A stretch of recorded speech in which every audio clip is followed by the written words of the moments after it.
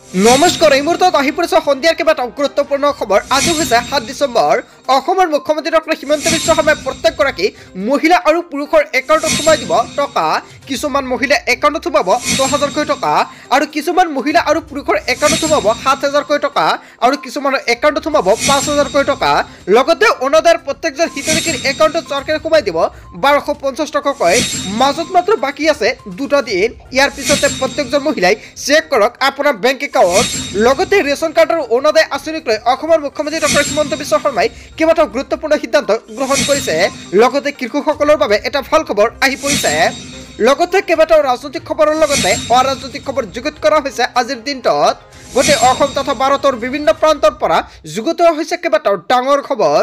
এনেবোৰ খবৰ নিতৌ পাই থাকিবলৈ চেনেলটি ছাবস্ক্ৰাইব কৰি ভিডিঅ'টো এটা লাইক কৰিবলৈ নাপাহৰিব। আজিৰ আমাৰ প্ৰথম গুৰুত্বপূৰ্ণ খবৰ হৈছে অসমবাসীৰ বাবে এটা ডাঙৰ খবৰ। বিজেপি ভয়ংকৰ বিপদত পৰিব। নীতিশ কুমাৰে কেইবাটাও ডাঙৰ মন্তব্য কৰিছে। গোমাংস বিৰোধী সিদ্ধান্তই বিপদত পেলাব বিজেপিক। নীতিশ কুমাৰৰ দলে উজাৰিছে ক্ষোভ। কেইবাটাও ডাঙৰ মন্তব্য কৰিছে নীতিশ কুমাৰ।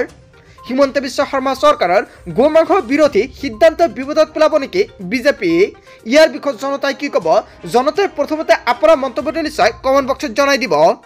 কিংমেকাৰ নীতিশ কুমাৰৰ দলে বিৰোধিতা কৰিলে গোমাংস নিষিদ্ধৰ সিদ্ধান্ত। হিমন্ত বিশ্ব শৰ্মাৰ সিদ্ধান্তই উত্তেজনাৰ সৃষ্টি কৰিব বুলি দাবী কৰিছে নীতিশ বাহিনীৰ আৰু এই সিদ্ধান্তক আমি সমৰ্থন নকৰোঁ এনেকুৱাকৈ মন্তব্য কৰিছে JDU-এ। হিমন্ত বিশ্ব শৰ্মাই শীঘ্ৰেই প্ৰত্যাহাৰ কৰিব লাগে গোমাংস নিষিদ্ধৰ সিদ্ধান্ত। মানুহে কি খাব কি পিন্ধিব তাৰ সিদ্ধান্ত ল'ব নালাগে চৰকাৰে। JDU নেতা KC ত্যাগী আৰু ৰাষ্ট্ৰীয় মুখপাত্ৰ ৰাজীৱ ৰঞ্জনৰ কেইবাটাও ডাঙৰ মন্তব্য। পূৰ্বে অসম বিধানসভাৰ নামাজ বিৰতি বিলুপ্তিৰ সিদ্ধান্তৰ বিৰোধিতা কৰিছিল JDU-এ আৰু হিমন্ত বিশ্ব শৰ্মা চৰকাৰৰ গোমাংস বিৰোধীৰ সিদ্ধান্ত বিপদত পেলাব নেকি আচলতে বিজেপিক? আচলতে অসমৰ মুখ্যমন্ত্ৰী ডক্টৰ হিমন্ত বিশ্ব শৰ্মাই যিটো সিদ্ধান্ত গ্ৰহণ কৰিছে গোমাংসক লৈ, ইয়াৰ বিষয়ে জনতাই কি ক'ব? কিংমেকাৰ নীতিশ কুমাৰৰ দলে বিৰোধী কৰিলে গোমাংসৰ নিষিদ্ধৰ সিদ্ধান্ত আৰু হিমন্ত বিশ্ব শৰ্মাৰ সিদ্ধান্তই উত্তেজনাৰ সৃষ্টি কৰিব বুলি ডাঙৰ মন্তব্য কৰিছে নীতিশ বাহিনীয়ে। আচলতে নীতিশ বাহিনীয়ে যিটো মন্তব্য কৰিছে ইয়াৰ বিষয়ে জনতাই কি ক'ব? লগতে অসমৰ মুখ্যমন্ত্ৰী ডক্টৰ হিমন্ত বিশ্ব শৰ্মাই গোমাংসক লৈ যিখন ডাঙৰ মন্তব্য কৰিছে ইয়াৰ বিষয়ে যদি জনতাৰ কিবা মন্তব্য কৰিব লগা থাকে আপোনালোকৰ মন্তব্যটো নিশ্চয় কমেণ্ট বক্সত জনাই দিব। তাৰপিছত অসমবাসী ৰাজক জনাইছো আমাৰ পৰৱৰ্তী খুবেই গুৰুত্বপূৰ্ণ খবৰ। লগতে এটা ডাঙৰ খবৰ, প্ৰতি প্লেট কণীৰ দাম 20 টকাকৈ বৃদ্ধি পালে। অৱশেষত কণীৰ দাম দিনে দিনে বৃদ্ধি পাইছে। বৃদ্ধি পালে কণীৰ মূল্য।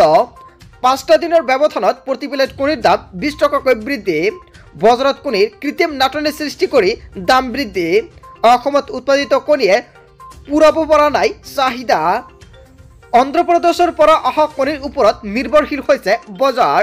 আজি গুৱাহাটীৰ বজাৰত প্ৰতি প্লেট কণীৰ দাম 220 টকাৰ পৰা 230 টকা। হয় বন্ধু বান্ধৱীসকল, আপোনালোকে ঠিকেই শুনিছে। আপোনাৰ অঞ্চলত কিমানকৈ কণী আপুনি ক্ৰয় কৰে সেয়া আপুনি নিশ্চয় কমেণ্ট কৰি জনাব। আকস্মিক মূল্যবৃদ্ধিত বিভংগত পৰিছে খুচুৰা বিক্ৰেতা আৰু গ্ৰাহক। বৃদ্ধি পালে কণীৰ মূল্য। তাৰপিছত অসমবাসী ৰাজক জনাইছে আমাৰ পৰৱৰ্তী খুবেই গুৰুত্বপূৰ্ণ খবৰ। লগতে এটা ডাঙৰ খবৰ, আৰম্ভ হৈ গ'ল একশ্যন। বিশেষ মাংসৰ বিৰুদ্ধে হোটেল আৰু ৰেষ্টুৰাঁত ভয়ংকৰ অভিযান আৰম্ভ কৰিছে আৰক্ষীয়ে। কেবিনেট সিদ্ধান্তৰ পিছতে একশ্যন মোডত আৰক্ষী। হোটেলত ভয়ংকৰভাৱে চলিছে অভিযান। বিশেষ মাংসৰ বিৰুদ্ধে অভিযান চলাইছে প্ৰশাসনে। গুৱাহাটীত আৰম্ভ হৈছে বৃহৎ অভিযান। প্ৰশাসনে চিল কৰি দিলে কেইবাখনো হোটেল। ৰাজ্যৰ আন প্ৰান্ততো শীঘ্ৰে চলিব ভয়ংকৰ তদন্ত। হয় বন্ধু বান্ধৱীসকল, ভয়ংকৰ তদন্ত আৰম্ভ কৰিছে প্ৰশাসনে। জালুকবাৰীৰ দৰং হোটেল লগতে হোটেল মোগল দৰবাৰ চিল কৰে প্ৰশাসনে। কেৱল ইয়াৰ নহয়, মা ফাতেমা হোটেল, বিছমিল্লা হোটেল আৰু কলকাতা আৰচালামতো চলিছে ভয়ংকৰ অভিযান। GMCৰ তৰফৰ পৰা চলোৱা হৈছে এই অভিযান। হয় বন্ধু বান্ধৱীসকল, গোমাংসক লৈ যিখন চৰকাৰে প্ৰশাসনে আৰম্ভ কৰিছে অভিযান, ইয়াৰ বিষয়ে জনতাই কি ক'ব? জনতাৰ মন্তব্যটো নিশ্চয় কমেণ্ট বক্সত জনাই দিব। তাৰপিছত অসমবাসী ৰাজক জনাইছো আমাৰ পৰৱৰ্তী খুবেই গুৰুত্বপূৰ্ণ খবৰ। লগতে এটা ডাঙৰ খবৰ, হাতত মাত্ৰ 4 দিন বাকী আছে 1 তাৰিখৰ পৰা লাভ কৰিব ৰেচন কাৰ্ডৰ চাউল। যদি আপুনি এতিয়ালৈকে ৰেচনৰ চাউল লোৱা নাই অতি শীঘ্ৰে ৰেচনৰ চাউল লৈ লওক। লগতে 10 তাৰিখে কাৰ কাৰ একাউণ্টত সোমাব টকা আৰু কোনবাৰ মহিলাৰ একাউণ্টত টকা সোমাব সম্পূৰ্ণকৈ আগতীয়াকৈ জানি লওক। হাতত মাত্ৰ 4 দিন বাকী আছে। 1 তাৰিখৰ পৰা লাখ লাখ লোকে লাভ কৰিব ৰেচন কাৰ্ডৰ চাউল। ৰেচন নাপালে দিব পাৰিব আপুনি অভিযোগ। ৰেচনৰ দোকানীৰ বাবে সাৱধান বাণী আহি পৰিছে। আপুনি লিখি লওক দুটাকৈ নম্বৰ আৰু ফোন নম্বৰ দুটা হৈছে 180034536111 আৰু আন এটা নম্বৰ হৈছে 1967। এই দুটা নম্বৰতে ফোন কৰি দিব পাৰিব আপুনি অভিযোগ। দোকানীৰ লগতে গ্ৰাহকে মানি চলিব লাগিব নিয়ম। 1 তাৰিখৰ পৰা 10 তাৰিখৰ ভিতৰত লাভ কৰিব ৰেচন। মনত ৰাখিব ৰেচনৰ চাউল সংগ্ৰহ কৰাৰ সময়ত দিয়ক আপুনি ফিংগাৰপ্ৰিণ্ট দিহে সংগ্ৰহ কৰক ৰচিদ। ই-পোষ্ট মেচিনৰ দ্বাৰা দিয়া ৰচিদ ল'ব লাগিব হিতাধিকাৰীয়ে।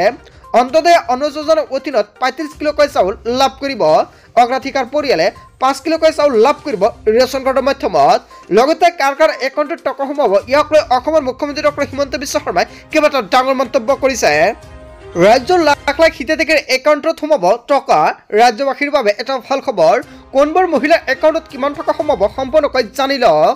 ডিচেম্বৰ মাহত লাভ কৰিব বহু আঁচনিৰ টকা আৰু এই মাহ হৈছে ডিচেম্বৰ আৰু ডিচেম্বৰ মাহত কোনবোৰ মহিলা আৰু পুৰুষৰ একাউণ্টত টকা সোমাব চৰকাৰে সম্পূৰ্ণকৈ ঘোষণা কৰিছে। মুখ্যমন্ত্ৰীয়ে সামাজিক মাধ্যমত দিলে এটা ভাল খবৰ। শিক্ষাৰ্থীৰ পৰা বানাক্ৰান্তসকলৰ একাউণ্টত সোমাব টকা। শিক্ষাৰ্থীৰ মাজত বিতৰণ কৰিব চাইকেল আৰু স্কুটি। আনন্দৰাম বৰুৱা বঁটাৰ আঁচনিৰ ধন সোমাব এই মাহতে। আৰু 10 তাৰিখে লাখ লাখ মহিলাই লাভ কৰিব অৰুণোদয় আঁচনিৰ টকা। যদি আপোনাৰ অৰুণোদয় আঁচনিৰ লিষ্টত নামটো অন্তৰ্ভুক্ত হৈ আছে তেনে ক্ষেত্ৰত আপোনাৰ একাউণ্টত সোমাব 1250 টকাকৈ। লগতে বানপানীত ক্ষতিগ্ৰস্ত হোৱা লোকসকলৰ বাবে এটা ভাল খবৰ। যদি বানপানীৰ মাজত আপোনাৰ ক্ষতিগ্ৰস্ত হৈছে তেনে ক্ষেত্ৰত আপোনাৰ একাউণ্টত সোমাব 7,000 পৰা 10,000কৈ টকা। কিছুমানৰ একাউণ্টত সোমাব 7,000কৈ টকা আৰু কিছুমানৰ একাউণ্টত সোমাব 10,000কৈ টকা। লগতে যিসকল ব্যক্তিয়ে প্ৰধানমন্ত্ৰী ফচল বীমা যোজনাৰ বাবে আবেদন কৰিছে সেইসকলৰ একাউণ্টত চৰকাৰে সোমাই দিব 5,000কৈ টকা। মুঠ 11 লাখৰ অধিক লোকে লাভ কৰিব এইসমূহ আঁচনিৰ সুবিধা। ৰাজ্যবাসীৰ বাবে এটা ভাল খবৰ। প্ৰত্যেকগৰাকী মহিলাৰ একাউণ্টত সোমাব টকা। তাৰ বাবে অসমৰ মুখ্যমন্ত্ৰী ডক্টৰ হিমন্ত বিশ্ব শৰ্মাই কেইবাটাও গুৰুত্বপূৰ্ণ সিদ্ধান্ত গ্ৰহণ কৰিছে। তাৰপিছত অসমবাসী ৰাজক জনাইছে আমাৰ পৰৱৰ্তী খুবেই গুৰুত্বপূৰ্ণ খবৰ। লগতে এটা ডাঙৰ খবৰ, নকল পান কাৰ্ডৰ গৰাকীৰ বাবে সাৱধান বাণী। ধৰা পৰিলে দিব লাগিব 10,000 টকাৰ জৰিমনা। আহি আছে পান কাৰ্ড 2.0। যদি আপোনাৰ জৰিমনাটো দিব নালাগে তেনে ক্ষেত্ৰত অতি শীঘ্ৰে আপডেট কৰি লওক আপোনাৰ পান কাৰ্ডখন। পান কাৰ্ড আপডেট কৰাৰ প্ৰক্ৰিয়া আৰম্ভ হৈ গৈছে। আপুনি কেনেকুৱাকৈ আপোনাৰ পান কাৰ্ডটো আপডেট কৰিব? আপোনাৰ পান কাৰ্ডখন আপডেট কৰাৰ বাবে আপোনাৰ মোবাইল ফোনৰ পৰা যিকোনো এটা ব্ৰাউজাৰ আপুনি অপেন কৰি লওক। অপেন কৰাৰ পিছত আপুনি এতিয়া সাৰ্চ কৰক PAN card update facility. Just এইখিনি লিখি আপুনি সাৰ্চ কৰিব। যেতিয়া আপুনি সাৰ্চ কৰিব, সাৰ্চ কৰাৰ লগে লগে আপোনাৰ ওচৰত এনেকুৱাকৈ পেজটো খোল খাই যাব। এতিয়া আপুনি এটা লিংক দেখা পাব www.onlineservices.nsdl.com। জাষ্ট আপুনি এইখন লিংকতে ক্লিক কৰি দিব। যেতিয়া আপুনি লিংকত ক্লিক কৰিব, ক্লিক কৰাৰ লগে লগে অলপ সময় আপুনি ৱেইট কৰিব। ৱেইট কৰাৰ পিছত দেখা পাব সম্পূৰ্ণকৈ আপোনাৰ ওচৰত পেজটো এনেকুৱাকৈ খোল খাই যাব। এতিয়া আপুনি তলত স্ক্ৰল কৰিব। এতিয়া চাওক এড্ৰেছ আপডেট ফেচিলিটি বুলি এটা অপশ্যন আহি যাব। আপুনি তলত অলপমান স্ক্ৰল কৰিব। স্ক্ৰল কৰি দেখা পাব ইয়াতে পান নাম্বাৰ। ইয়াত আপোনাৰ প্ৰথমতে পান নাম্বাৰটো বহাই দি দিব। বহাই দি দিয়াৰ পিছত দেখা পাব ইয়াতে আধাৰ নাম্বাৰ। ইয়াত আপোনাৰ আধাৰ নাম্বাৰটো বহাই দি দিব। বহাই দি দিয়াৰ পিছত দেখা পাব ইয়াতে মান্থ। আপোনাৰ ডেট মান্থ আৰু ইয়াৰটো দিয়া থাকে আৰু তাৰ পৰা ইয়াতে আপোনাৰ মান্থটো সিলেক্ট কৰিব। কিমান মান্থ হয় সেয়া আপুনি সিলেক্ট কৰি লৈ লোৱাৰ পিছত ইয়াতে দেখা পাব ইয়াতে ইয়াৰ অফ বাৰ্থত আপুনি ইয়াতে ইয়াৰটো বহাই দি দিব। কিমান চনত আপোনাৰ জন্ম হৈছিলে আপুনি সেয়েহে বহাই দি ইয়াতে দেখা পাইছে এটা টিক মাৰ্ক লগাই দিব। Use my Aadhaar details for address update facility and authenticate. Just আপুনি ইয়াতে এটা বক্সত ক্লিক কৰি দিব। দি দিয়াৰ পিছত তলত দেখা পাব ইয়াতে এটা কেপচা দেখা পাইছে চাওক, I am not a robot. Just আপুনি ইয়াতে ক্লিক কৰিব। ক্লিক কৰাৰ পিছত দেখা পাব ইয়াতে ছাবমিটত ক্লিক কৰিব।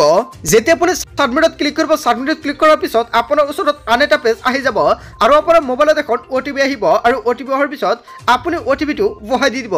বহাই দি দিয়াৰ পিছত আপোনাৰ এখন সম্পূৰ্ণ হৈ যাব। যেতিয়া আপুনি সম্পূৰ্ণকৈ আপডেট কৰি লৈ লোৱাৰ পিছত দেখা পাব আপোনাৰ ওচৰত এনেকুৱাখন একনলেজমেণ্ট ID জেনাৰেট হৈ আহিব আৰু এইখন একনলেজমেণ্ট ৰিচিপ্টটো আপুনি ৰাখি দিব। ইয়াতে যাওক সম্পূৰ্ণকৈ অল ডিটেইলছটো আপোনাৰ ওচৰত দিয়া থাকিব। চ' বন্ধু বান্ধৱীসকলে এনেকুৱাকৈ আপুনি আপডেট কৰি লৈ ল'ব পাৰিব। যদি আপডেট কৰাত কিবা অসুবিধা হয় নিশ্চয় আপুনি কমেণ্ট কৰি জনাব, আপোনাক সম্পূৰ্ণকৈ সহায় কৰা হ'ব। চ' বন্ধু বান্ধৱীসকল গোটেই অসম তথা ভাৰতৰ বিভিন্ন প্ৰান্তৰ পৰা যুগুত হৈছে কেইবাটাও ডাঙৰ খবৰ। এনেবোৰ খবৰ নিতৌ পাই থাকিবলৈ চেনেলটি ছাবস্ক্ৰাইব কৰি ভিডিঅ'টো এটা লাইক কৰিবলৈ নাপাহৰিব। So thank you for watching full video.